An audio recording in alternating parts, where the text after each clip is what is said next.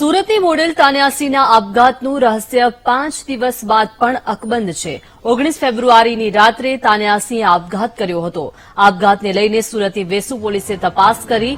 Suicide not કે અન્ય કોઈ પુરાવા હજુ સુધી નથી મળ્યા। કોલ ડિટેલ્સ, મોબાઈલ અને ઇલેક્ટ્રોનિક ગેજેટ્સની તપાસ થઈ છે। કેટલીક તસવીરોથી સાબિત થયું કે તાન્યા અને ક્રિકેટર અભિષેક વચ્ચે નજીકના સંબંધો હતા। થોડા દિવસથી તાન્યા અભિષેકનો સંપર્ક કરવાના પ્રયાસ કરતી હતી તો તાન્યાના એક પણ મેસેજનો અભિષેકે જવાબ આપ્યો ન હતો। શું અભિષેક સાથે સંપર્ક ન થતા તાન્યાએ આપઘાત કર્યો?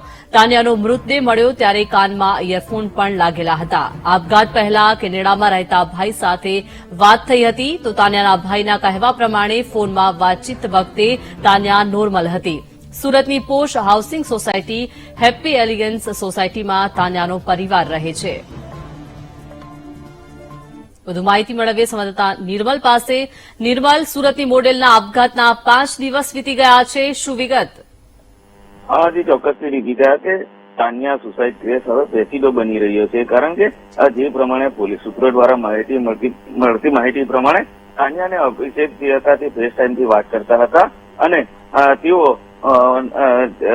સ્નેપચેટ દ્વારા તેઓ વાત કરતા હતા અને જે સ્નેપચેટ છે તેની હિસ્ટ્રી જે હોય છે 24 કલાક બાદ આપોઆપ ડિલીટ થઈ જતી હોય છે, જેના કારણે પોલીસને તેઓની વચ્ચેથી વાત થઈ છે, તેઓ જે વાતચીત થઈ છે તેની હિસ્ટ્રી મેળવવા માટે મુશ્કેલીનો સામનો કરવો પડી રહ્યો છે। તાન્યાના હાલ મોબાઈલ આઈડીની રિપોર્ટ પણ સામે આવ્યા છે।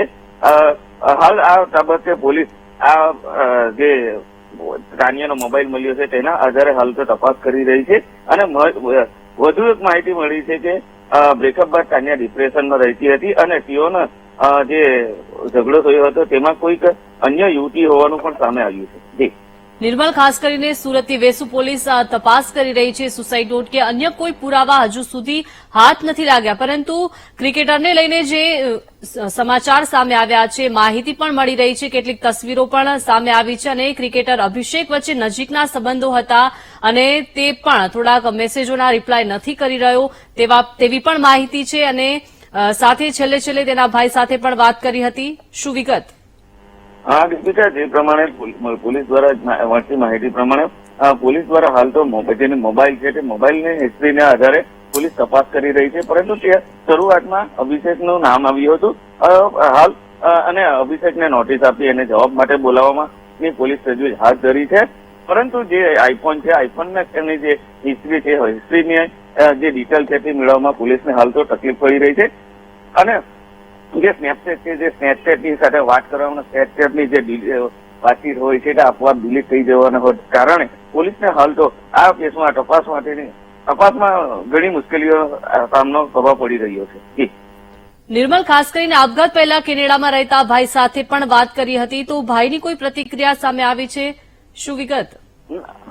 દીપિકા, અત્યાર સુધી તેના ભાઈની કોઈ પ્રતિક્રિયા સામે આવી નથી અને કોઈ પણ તેના નજીકના સંબંધીઓ પણ આ બાબતે કંઈ પણ બોલવા તૈયાર નથી।